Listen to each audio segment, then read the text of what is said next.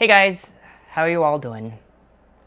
It's a rough time, and I wanted to take a moment to check up on all of you and just talk.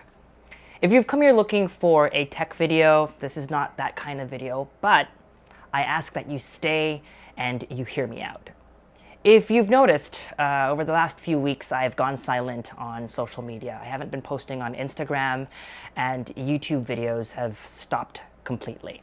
I don't want this video to be about me, but in an effort to be true to you, to be real, I need to admit that I've been feeling very emotional. But at the same time, I've wrestled with feeling like it wasn't appropriate for me to have these feelings because of what other people who are less privileged than I am going through right now. So instead, I took some time off to just be still, to listen and to learn and to make sense of everything that's going on in the world today and to figure out what my role was in all of this. During this time of introspection, I asked myself many different questions. Am I racist? Should I speak out about racism? My heart says yes, and I have a platform, but am I the right person to speak out? And if so, what are the right things to say? As you probably know, the pressure on social media to do the right thing can sometimes be paralyzing. And even if your motives are pure, you'll still get called out for not doing it right. I guess the easiest way around this is to not say anything at all. And for the most part, I've really tried to keep my public life apolitical. After all, my calling has been to help people navigate the tech world, not comment on their beliefs. But you know what? At the end of the day, I can't stay quiet on this.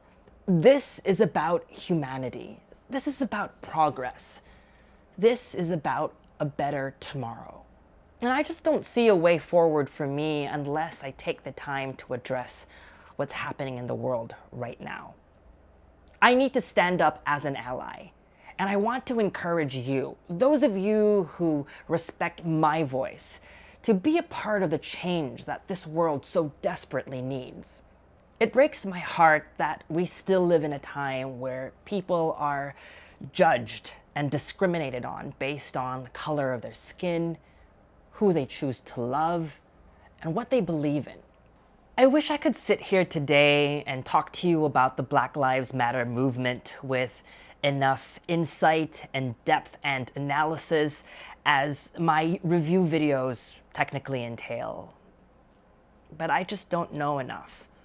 I am learning, but even though I've had a tough life, I could never say that I've endured the type of systemic racism that Black people around the world have to deal with on a daily basis. I can't even begin to fully understand what they're feeling right now after yet another senseless killing of an armed Black person by yet another police officer. I do know, however, that racism in all its forms is wrong, and that systems, institutions, and people must change, and that all of us should be a part of this change. During the week that I've taken off, I've been doing a lot of reading, listening to a lot of Black voices, doing a lot of research on causes that I should donate to, and just been thinking about how I live my life, the choices that I make, the way I think and act.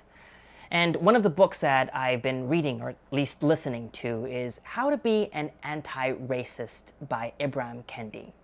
In the midst of feeling lost, one of the lines that he writes has really been helpful for me. He says, "The key act is to define our terms so that we can begin to describe the world and our place in it. Definitions anchor us in principles." And if there's anything that I hope to accomplish with this video is for you to do the same. I ask you now, regardless of where you stand on this issue, to join me on this journey. I'd love it if all of us could keep an open mind and an open heart and really take the time to clearly define our terms, to be clear about what racism actually means, and how the little privileges that many of us take for granted can be so far out of the norm of what a Black person experiences. We can start by taking the time out to listen. We need to try to see the world through the eyes of our Black brethren, to hear their stories, to feel their pain, to try to understand their anguish. We need to empathize. And from there, I hope we can figure out our place in all of this, how we can do our part to move progress forward in big and small steps.